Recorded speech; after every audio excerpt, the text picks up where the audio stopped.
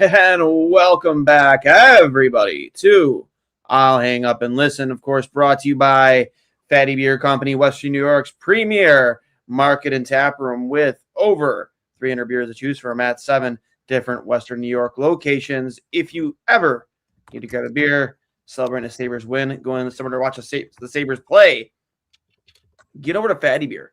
Let them know we sent you over 2 goalies with Mike. I was there, yesterday for the trade deadline. We did a quick trade deadline recap show. Tons of people there. Just a great time overall, and always a good time to visit my good buddy Greg as he's manning the pine over at Fatty Beer in Lancaster. And his brother on our last post game show did put out the challenge to anybody who wanted to show up to Fatty Beer during that show that he would buy their first beer, first 3 people.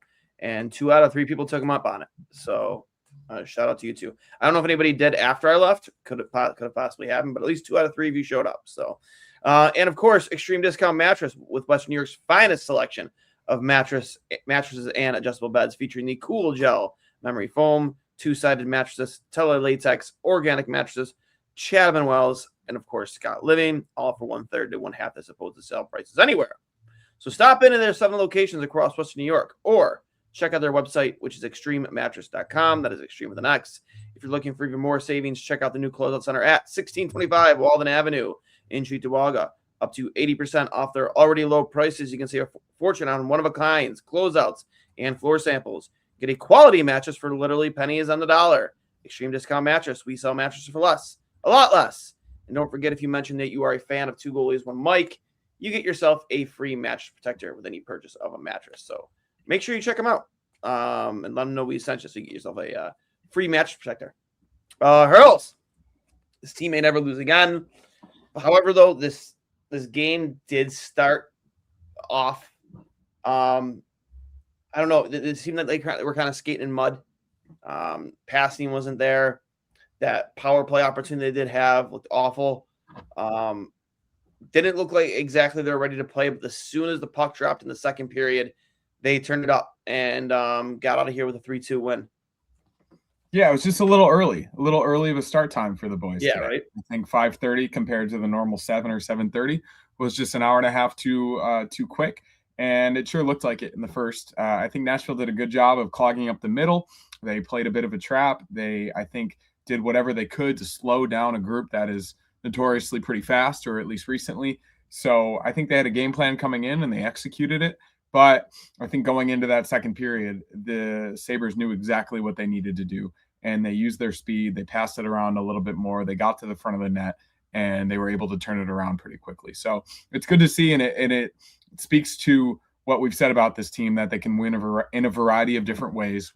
If they're down early, if they're down late, if they're protecting the lead in the third period, and we've seen a lot of blowouts as well.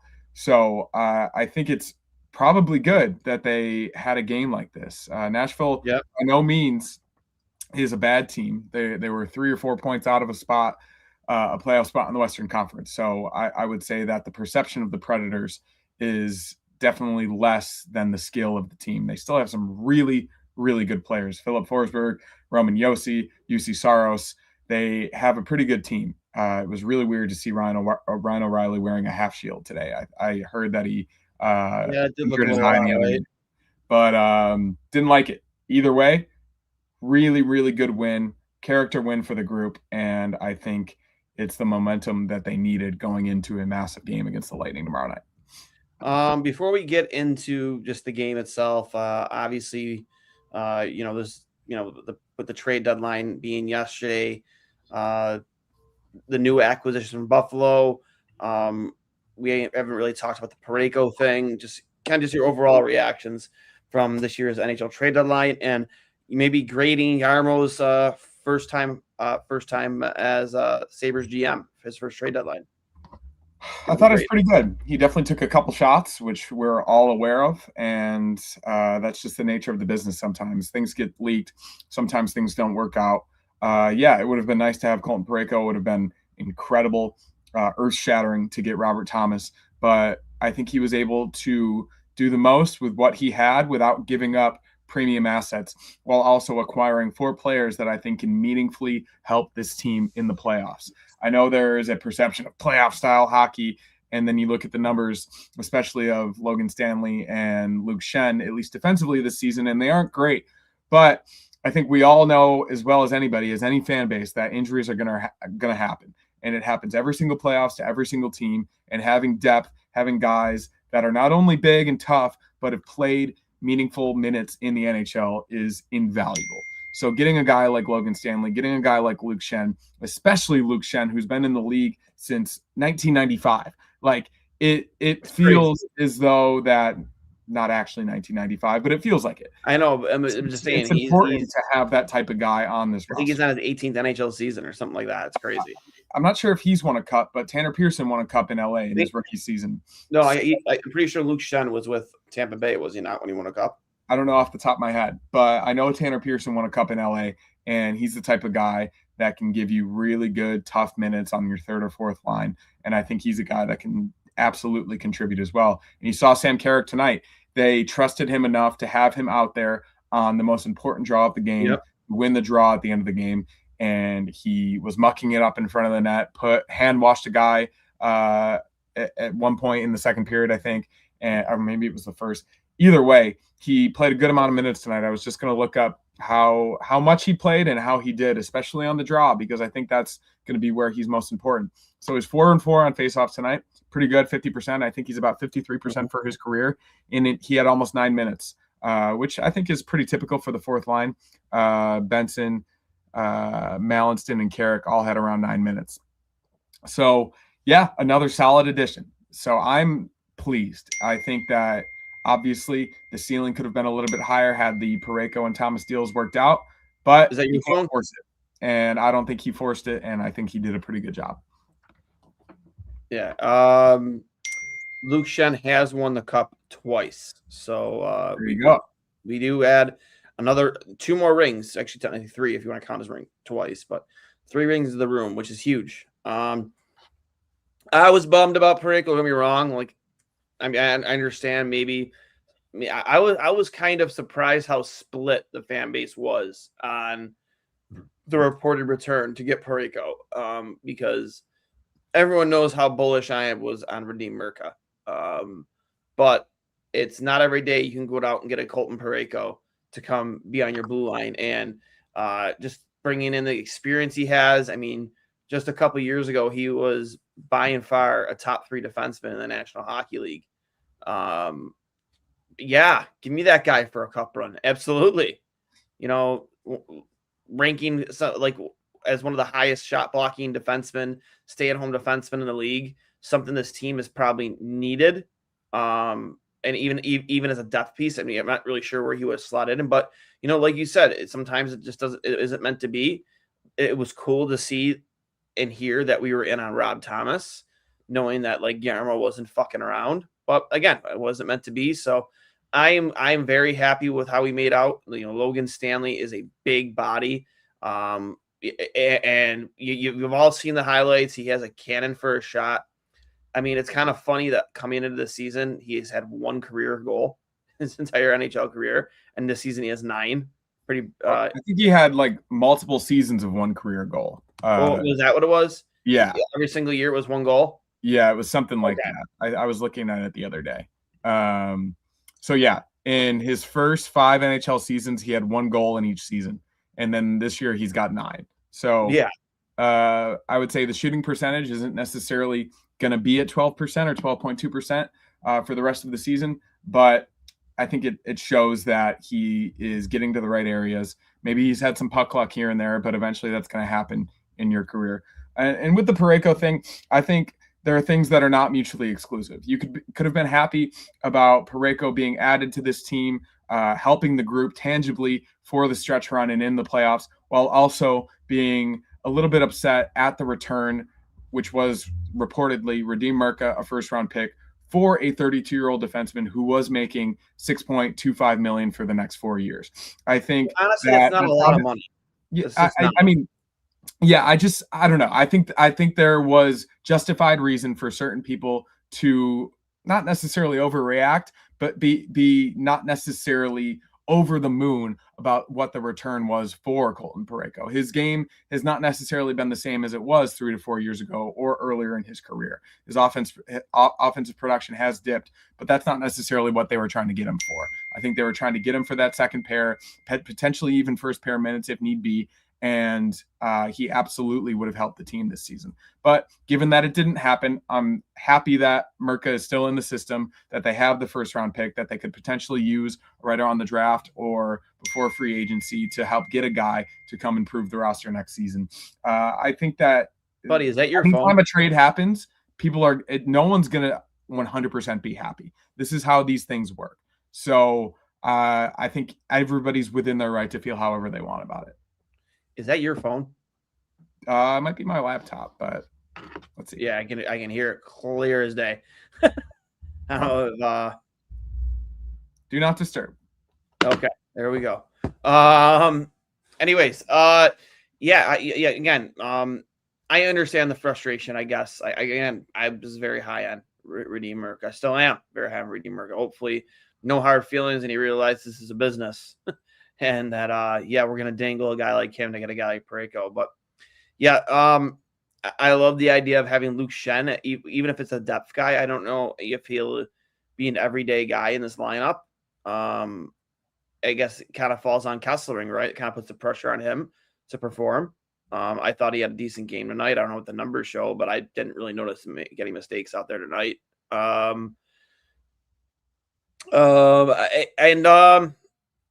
Competition is good, man. As goalies, we know it. Some athletes thrive when they're under pressure. Some players don't. I think we're about to see what type of player Kesselring is, or given his injury history this season, it's nice to have Luke Schenn just there to give him a break if he needs it. Even when you look at the time on ice for Sabres defensemen tonight, the Lions' share of the minutes are going to that top four still. Byram, Dahlin, Power, and Samuelson were all over 23 minutes, and Zach Metz and Michael Kesselring were both under 12 minutes. So bringing in two guys who have played heavy minutes in the NHL, who are bigger bodies, who potentially could play more minutes if need be, I think is a good thing at the end of the day. Zach Metz has been good. His underlying numbers are amazing, and he's gaining confidence by the game, but it's also been in, as you can see by the time on ice for tonight's games, in a very sheltered role against third, fourth lines in non-high leverage situations. Obviously, Logan Stanley and Luke Schenn's defensive numbers aren't necessarily great this year, but they're also on a Winnipeg team that really, really struggled in the middle of the year, especially when Connor Hellebuck was out. So I think a lot of this is relative. You can look at a player or a situation in a variety of different ways, and there's a lot of nuance in these conversations. But bringing them in to this group at this moment where they are sole possession of first place in the Atlantic Division as of this moment, looks like the Lightning are going to beat the Leafs tonight. So that'll go back to being tied before the pivotal game tomorrow. I think it's a smart move to bring those guys in. 2 depth pieces to the forward group, 2 depth pieces to the defensive group. It's probably more than I think a lot of fans were expecting to get at the deadline, at least quantity-wise. So I don't think it can hurt, and I think it's only going to help this group moving forward. Would you say that tomorrow's game against Tampa Bay is the biggest game of the season? Yeah, I think every game moving forward is the biggest game of the season. Obviously, this one, given the standings and the games in hand that the Lightning have, it's incredibly important. But there have been a lot of big games, and there are going to be a lot of big games moving forward. It's one of the biggest Sabres games in however many years, but we say that with each successive one. So I think these guys are going to treat it the way they've been treating all of these games. It's another game. It's the most important game because it's the next one. And thankfully, they're going to have a little bit extra time, more time than Tampa's going to have. They're going to have to get on a bus and go down to the QEW to Buffalo and get in a little bit later and have less time to recover. So hopefully they take advantage of that rest, take advantage of that jump on them and get on them a little bit early and hopefully have a better first period than they did tonight. Yeah. I genuinely think I agree with you, and hopefully we could take advantage of just maybe the lack of rest from Tampa. I know we're both on back-to-backs. And yeah, Jay Burt, the Leafs do blow. They suck. But I got confused here. I got so confused here. My dad is in the chat, but I saw my name at first, and I got so confused. I'm a junior. Sorry. How about that key face-off wins by Carrick? Yeah. Big face-off win by Carrick there at the end, and as Hurls said earlier, man, it shows the type of confidence they have. And again, a guy who's literally first day on the job to take the biggest face-off of the game to secure the win for Buffalo. Yeah, I would actually go as far as to say this is the biggest game of the last decade. I know that might be pushing a little too far, but division games are huge. You are currently, as it sits right now, you are first in the Atlantic. Like you said earlier, you're probably going to end up being tied again by night's end. But these division games, they're 4-point swing games. You know what I mean? And you have there's games in hand that Tampa has on you still, -1 after tomorrow. And listen, if you can come out with a win against Tampa tomorrow, I don't know. I'm going to flat out say it. They're going to win the division. I'm going to say it with confidence. If they can beat Tampa Bay tomorrow night, they will win the Atlantic division and that'll be the first time they've won the division probably since they won the President's Trophy, I think. Yeah, I mean, it definitely increases their chances. I'm not going to say that because there's I'm going to predict it. I think they will win the Atlantic division if they win tomorrow. And it's not outlandish by any means. I think there's a really good chance still. I'm not sure what the odds look like, but especially tomorrow would go a long way towards that. I was just looking at the faceoffs. Ryan O'Reilly and Steven Stamkos were both 11-3 on the draw tonight, which is absurd. 38-24 for Nashville. And I know we talk about it a lot. I think it's going to take some time. Having Norris back and getting more confidence and hopefully not getting hurt, taking a face-off moving forward will be really important. And it's never been Tage's strong suit. But getting a guy in there like Carrick, who has taken a lot of draws the past few years and seems to have a lot of grit and a lot of confidence in doing so, I think is going to be really important, especially in those crucial high leverage situations like we saw at the end of the game tonight. I like his game. He plays a heavy game. I think him and Beck Mallinston will be sort of a Bash Brothers type situation. Same with Logan Stanley and Luke Shen, getting guys who can play with physicality and toughness and grit in the playoffs. I know these are all buzzwords that people throw around sometimes, but it actually does matter. And hopefully their underlying numbers improve as well. I agree with you. Some other was one other comment I wanted to address in the chat too was having this such a condensed schedule going into the tail end of the season here as we make the stretch to get to the playoffs. It doesn't hurt. Definitely, I'm gonna say it might not be a bad idea to have all three goalies play at least Ellis get 1 or 2 more games here down the stretch, right? Like keep both these two fresh. Ellis is going to be in the press box all playoffs long unless there's an injury.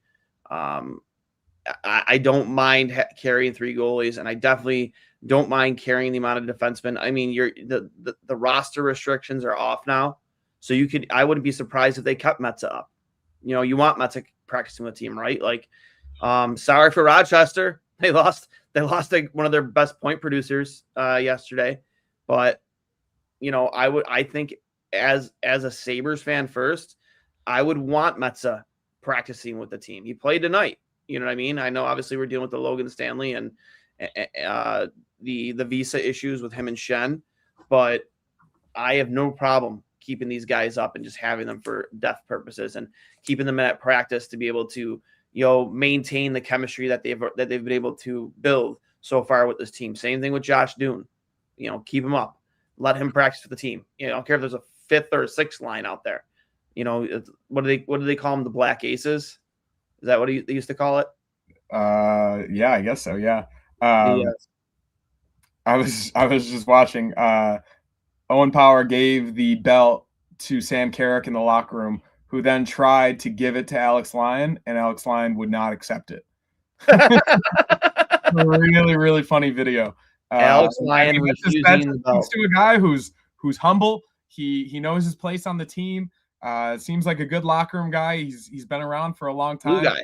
I'm all about it. I think that's amazing, and it seems like the boys have already accepted him. So it can only mean good things moving forward. Let me see if I can pull that video up. Your thoughts on Tage? You got number 34, his 34th tonight, en route to another 40-goal season. There's 19 games left. I mean, it would take a lot for him to get to 50 for the first time in his career, but it's probably most likely, bank on it, as long as he stays healthy, going to get his 50th, his 40 goals this season. Your thoughts on his play, and especially with this 10-game point streak he's been on? He's been amazing. I mean, even I would say since he got the announcement to when he made Team USA right before New Year's Eve, he's been on an absolute heater, 10-game point streak. When I saw he scored his 34th tonight, I almost couldn't believe it. But he's been really, really good getting to areas of the ice that are high leverage and really matter over the course of the game. Even the goal tonight, how many times have we seen him score that exact goal? He's been so good, and he's been playing with confidence. I don't know if it's directly related to him moving to center, but it's something we all called for, and I think he's just a much better, more free player when he is there. Mm-hmm. So, he's a superstar. He's a impactful player in this league. I would argue he's at his best, a top 5 to 7, top 10 center in the league, and you need that on any NHL team, especially one that's gonna make a deep playoff run. So cannot overstate his importance. And we got OP right here, as long as you can see it, guys. Awarding the belt to Carrick, who I guess again tried to give it to Lion, and Lion declined. Lionel, big game. New guy, Ricky.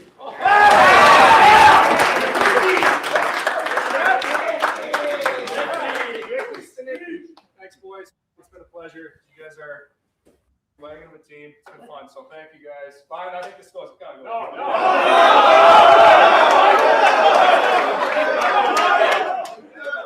Good win, boys. That's pretty funny. Oh, good. Alligator arms from Alex Lyon. And it's true. You get the belt. You can't re-gift the belt. No, you can't re-gift the belt. Yours, no matter what. You're re-gifting it locker room. I love it. That's fun. This isn't a Secret Santa gift where you're trying to gift. We're not playing White Elephant here. All right, Sam. No. That's your belt until tomorrow, and then you give it out to somebody else. You can't give it to yourself. Did you hear him call him Ricky Stanicki? Who called him that? They called Carrick Ricky Stanicki. Are you familiar with Ricky Stanicki? What that name means? No, so that's the name of a movie, a John Cena movie, where the premise of the movie is this group of friends who almost got into a lot of trouble for setting a bag of dog poop on fire and lighting somebody's front porch on fire. They came up with a plan where they left a jacket behind on the inside collar. They wrote Ricky Stanicki, so the cops would look for somebody named Ricky Stanicki that didn't exist. So for the rest of their lives, every time they needed to get out of something because they wanted to go do something else, they would use their fit friend Ricky Stanicki as their out. Like, oh, Ricky Stanicki, invited us to his wedding or invited us to his bachelor party, and Ricky's sick. He's really sick. He's on his deathbed. We got to leave. And they would avoid going to this thing they didn't want to do with their wives, and they'd leave and go do that. And it was John Cena. Long story short, they almost got caught, so they hired John Cena to play Ricky Stanicki. And the movie's fucking hilarious. But that was the premise of the movie. But they were calling Sam Carrick Ricky Stanicki, and I need to know why now. I need to know why they were calling him. Well, I would say Rick. The end of Carrick is Rick. Maybe.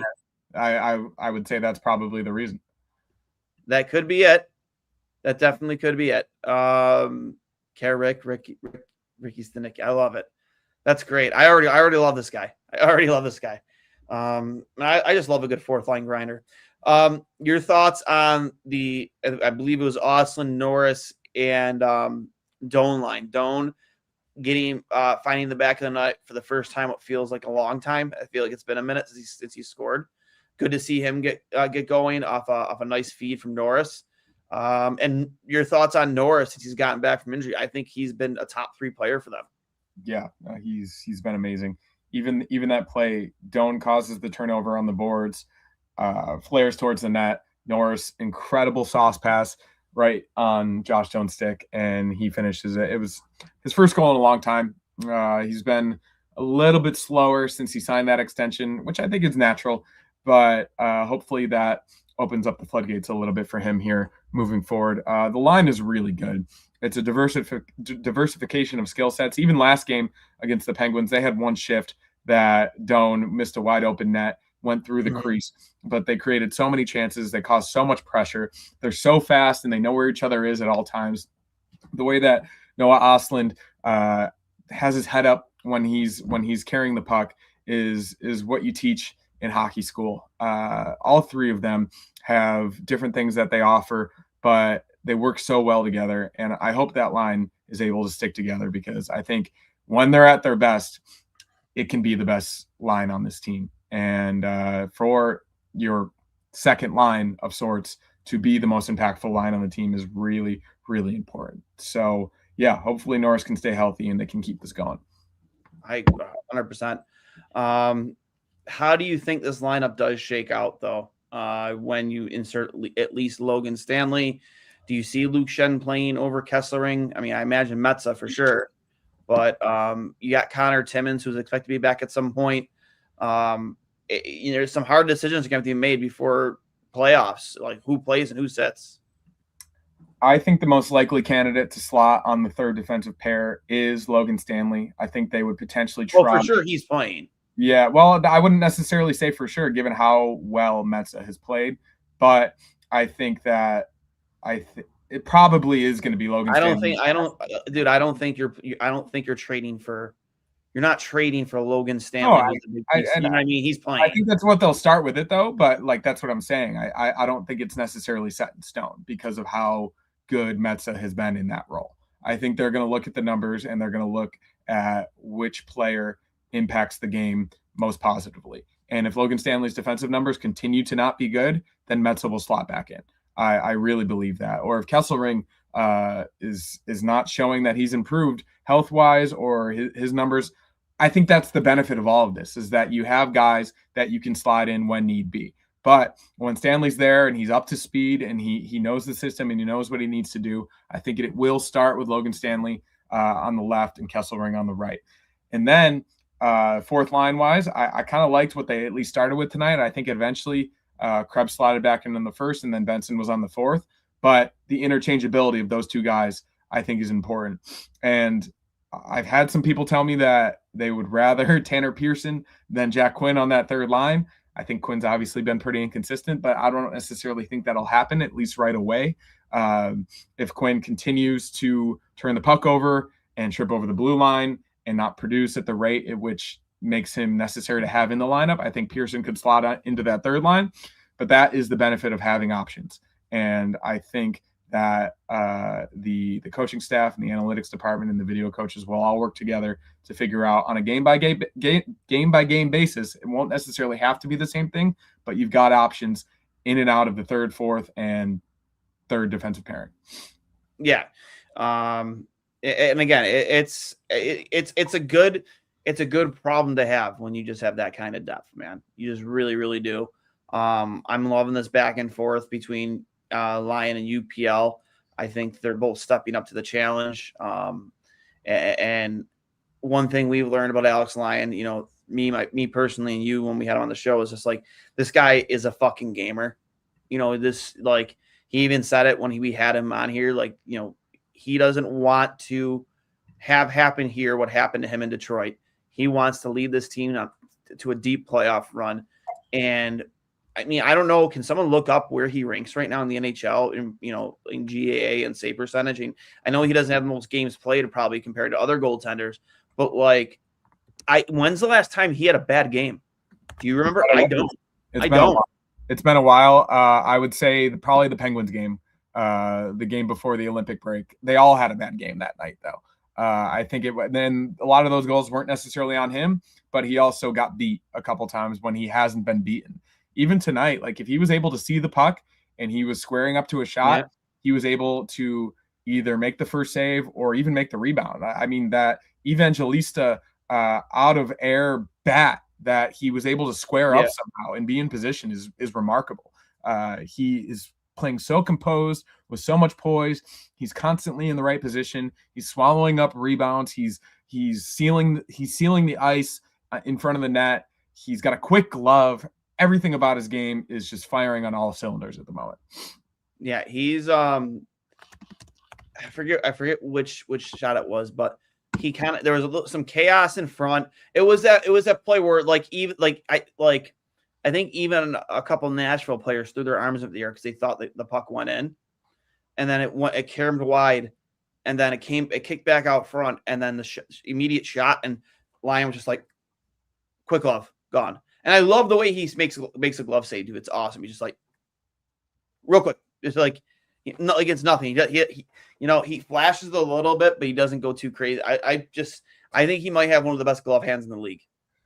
So goals against, he's at 266, which is 20th. Save percentage, he's third in the league. Third in the league at 915. And Devin Cooley's, who's only played 22 games, is leading the league at 923.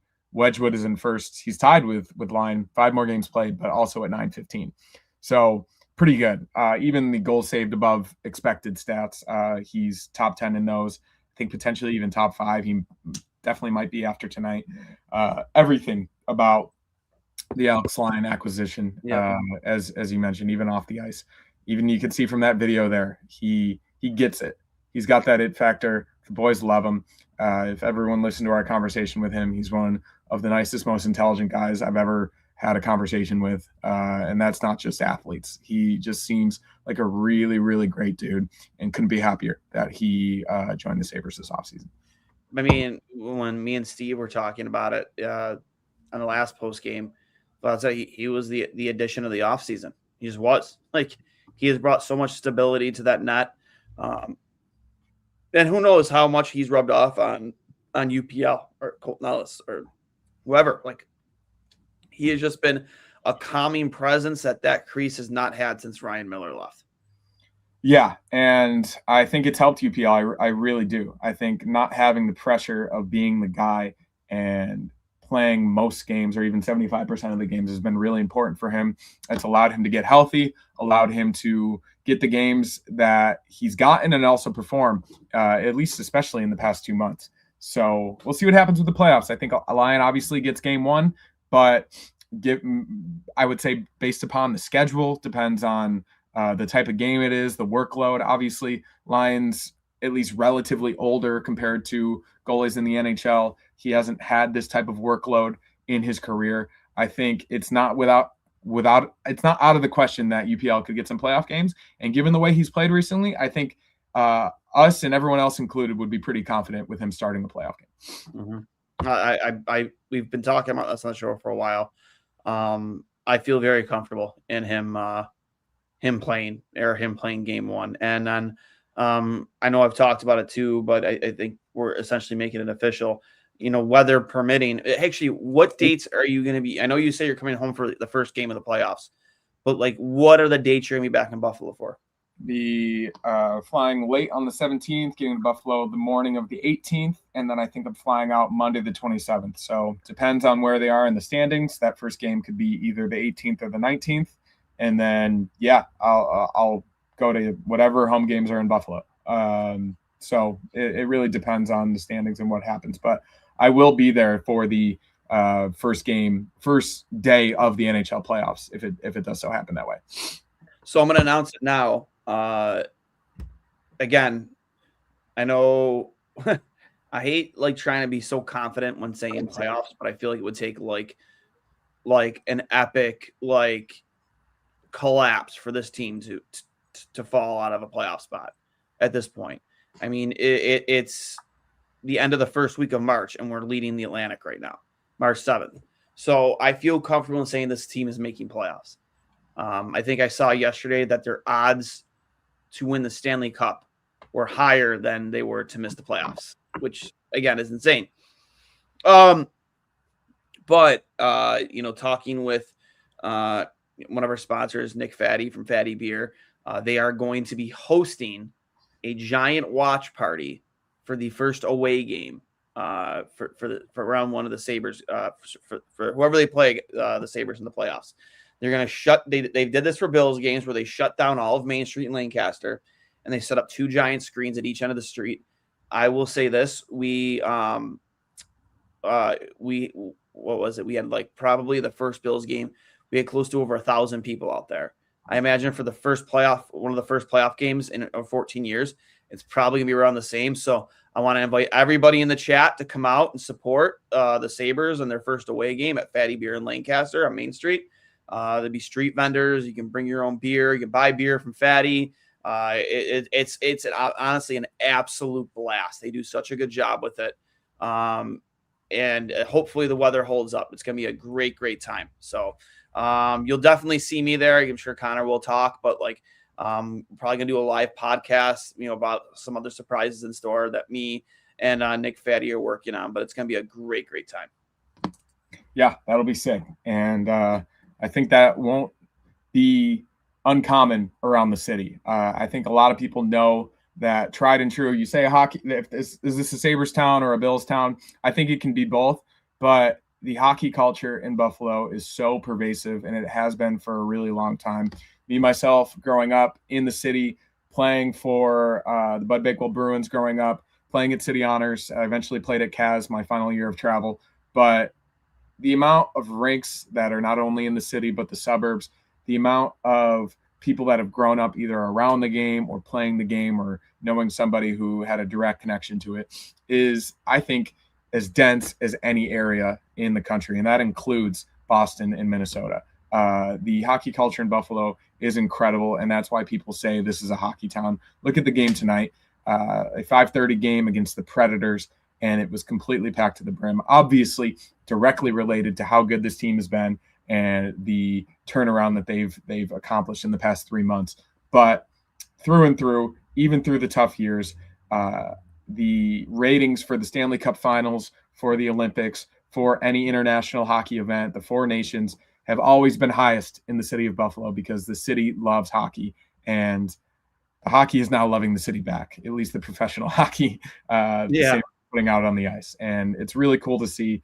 You can say that we're fair weather fans, but everybody knows that's not the case, because everybody, or at least most people in the city, really genuinely love the sport. And thankfully the Sabres are finally putting that product on the ice to make people love it back. And again, I've always said it, man, like whether you win or lose, this fan base will stay behind you, and they will stay on board the bandwagon as long as you show them on the ice that you care about what this means to us, and you leave it all out on the ice.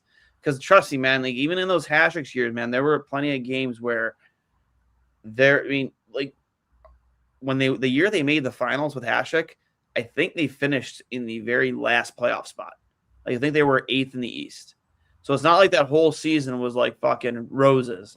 They barely squeaked in, and they made a cup run because Hasek won this epic run. But like that whole year, I remember vividly, even at 12 or 11 years old, the city stayed behind them. And even some of the bad years, like the city will stay behind you as long as you show us that you care and you know how important this is to this fan base. And I hate using this word because it's so cliche, but we're all blue collar here, and it's true. Just give us a blue collar effort and we'll stick by you. Yeah, absolutely.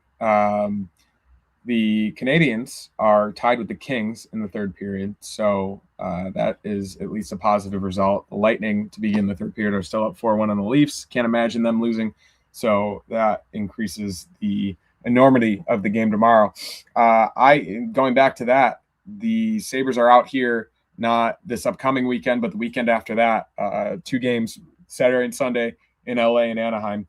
And given the way that Anaheim's having a better year, at least. The Kings are struggling a little bit, played a little bit better recently, but they've been bad at home.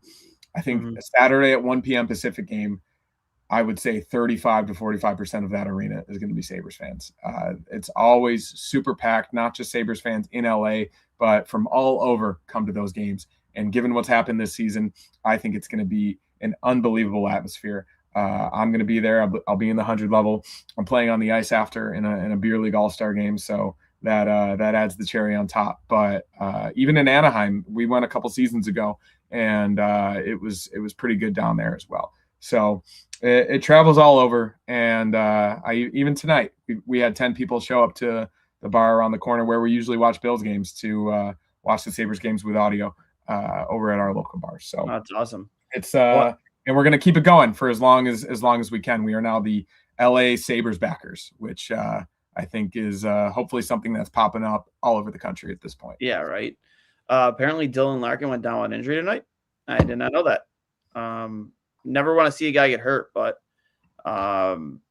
if it helps the Sabres, I'll take it. That stinks. I'm not sure how serious it is, though. They're saying it's day-to-day.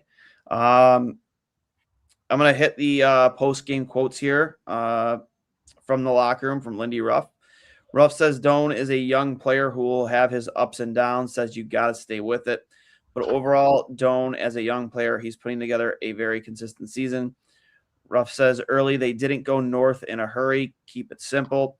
Says the first period was not the way they needed to play. We weren't sharp in the first period. Says they started the second finally getting pucks to the net, which brings bodies there too. Doan said tomorrow versus Tampa Bay will be good. Says they have to make sure that they are ready to go at the start of the game. More from Lindy Ruff. Ruff says Doan is a puck thief at the best of times. Ruff says Carrick taking the draw on the right side was something they thought he could do, thought about doing it earlier too. Ruff says he thinks there will be incredible energy tomorrow for Tampa. This is what you really would have asked for. Ruff says the three new players from Winnipeg won't be available to play tomorrow versus Tampa, still dealing with visa issues. And I guess that was everything from the locker room. So not a lot from the players or Lindy, but a bummer we're not going to see Logan Stanley, Tanner. No, here's more. Dolan says Norris is an exceptional player. Says he and Austin come up the ice with such speed. Says he thinks their line is building something good and hopes more scoring will come. Zucker on Sam Carrick winning those late draws. That was huge, especially that time of the game. It's great to have somebody step in like that. Says he's got a million things going on right now, learning a system, learning names, and for him to come in and do that, it was huge. Zucker says being around the net is where he always wants to be. Credits Darlene for finding Quinn with a great pass to set up Quinn for the shot. Zucker says they tried to simplify their game, says they were a little stubborn and it hurt them early. After they got back to their game, things opened up offensively. Thompson says Carrick winning those two faceoffs late wins you hockey games. Says he's a hard guy to play against. Glad he's on our side now. Thompson says in the second period they got more direct. They were too perimeter and too casual early, but they established their forecheck and played their brand of hockey. Thompson, not our best, but I think we were a little says I think we were a little too much on the perimeter and too cute. I think Lyon had another great game by him. And that was it. That is it from the locker room. Okay, sorry. I don't know how I missed those other quotes, but I tend to agree with all that. The first period was an absolute snooze fest, man. I mean, again, felt like they were. I felt we were playing circa New Jersey Devils 2001.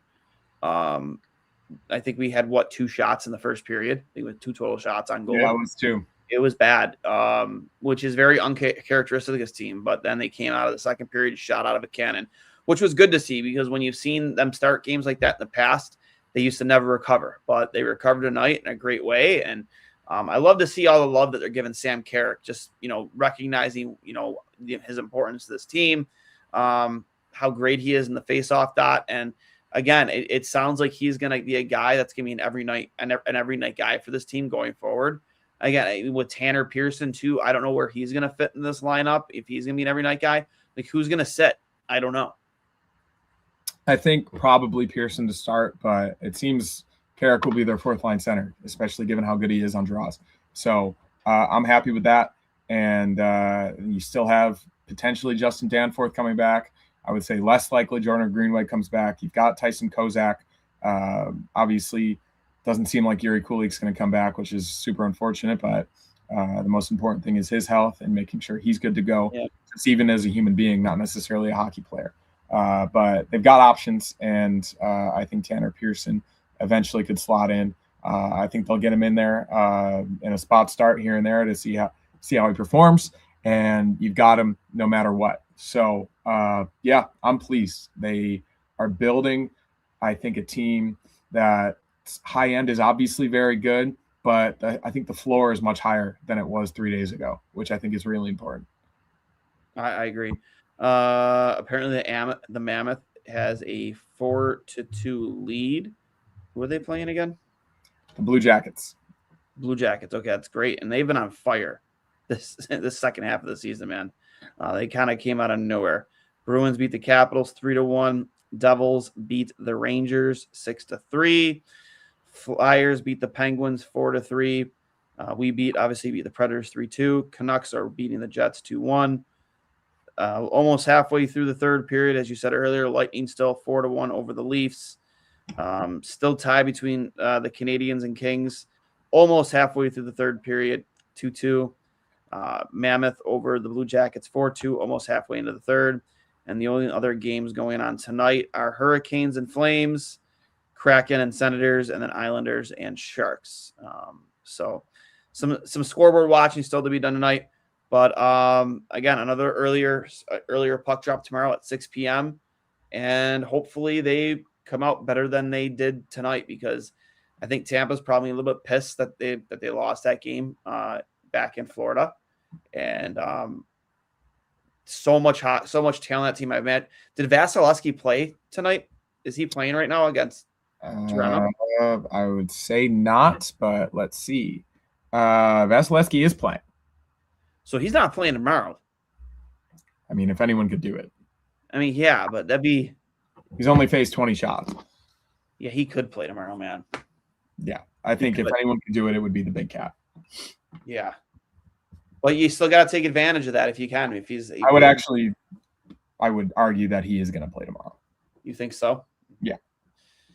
Well, we'll see. And of course, we'll be here after the game for I'll hang up and listen. Any final thoughts from you, Connor? Yeah. As I said earlier, it's another example of a team that can win in a variety of different ways. And I think what they did at the deadline only supports that of raising their floor and getting to a point where they can win those tough, super intense playoff style hockey games.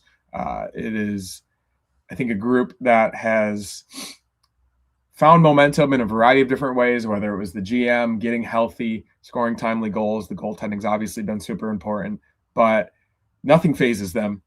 Even a first period against a below average team, only getting 2 shots, to come out there in the second period and do what they did and then get it to the garage in the third period is an example of how good this team is and how they can win in so many different ways. And as you see in the locker room, it's a group that's really tight, and I think a group that's capable of welcoming new guys in seamlessly. And I think that's really, really important for their mojo going forward. So super excited. Tomorrow's going to be electric. I hope everybody can get down there early, make sure it's super loud, and yeah, we'll see what happens. But really looking forward to it. This is one of the best periods of Sabres hockey and being a Sabres fan that I can remember in my life. And I hope everyone is enjoying it as much as I am. Yep. And just kind of live in the moment, right? Just live, I know I said, if they win tomorrow, they're winning the division. I mean, there's still, even after tomorrow, there's still 18 games left to play, and the East is so tight and anything can happen. But I just can't imagine this team, the way they've played, the consistency and the leadership we've seen for the first time in a decade, that they let themselves slip into that type of hole. There's just no way. To me, there's no way. Yeah, I think hockey's it can be a fickle game sometimes, and injuries can happen. And I think people can mentally prepare themselves for whatever they want. But what we've seen for almost 3 months now is indicative of a team that is able to handle any type of situation. And I would argue that they have as good of a chance as any. Even a Lightning team that's been there before and done that on multiple occasions at the highest level, I would place a strong bet that this Sabres team will be with them right until the end. Yeah, I agree with you. Just want to throw it back to our sponsors. Shout out again to Fatty Beer Company, Western New York's premier market and tap room with over 300 beers to choose from at 7 different Western New York locations. If you ever want to grab a beer for a Sabres game, post-Sabres game, pre-Sabres game, get your local Fatty Beer. And remember the watch party that will be happening for the first Sabres away game at the Lancaster location. They will shut down both sides of the street, giant screens. It's going to be a blast. Again, weather permitting, of course. If it's anything like the Bills block parties were, it's going to be an absolute blast. So I can't wait. And of course, Extreme Discount Mattress. If you need a quality mattress for literally pennies on the dollar, you can get over to Extreme Discount Mattress. They have 7 different Western New York locations. You can find them at their website, extrememattress.com. That is extreme with an X. They also have a new closeout center at 1625 Walden Avenue in Cheektowaga with one-of-a-kind closeouts and floor mat models for up to 80% off their already low prices. So make sure you go check them out. Let them know we sent you from 2 Goalies, 1 Mic, because you're going to get yourself a free mattress protector with any purchase of a mattress. Also, if you've enjoyed this podcast, please make sure you are following along if you are audio only. We are on Apple Podcasts, Spotify, wherever you get your audio podcasts. You can find us by searching 2 Goalies, 1 Mic. We are on Instagram and Twitter and Facebook. Just got to search at 2 Goalies, 1 Mic. You can find myself and my co-host Connor Hurley on Instagram and Twitter at DwayneS39 or at CHurls13. You can find the podcast also at 2 Goalies, 1 Mic. And if you're watching along, most importantly on YouTube, as I see most of you are right now, we have hit the 1,000 subscriber plateau and it keeps climbing. Please make sure you're subscribed. Hit the bell icon so you know when we go live. Please smash that like button. It's important to us. We appreciate the hell out of it. We appreciate the hell out of you.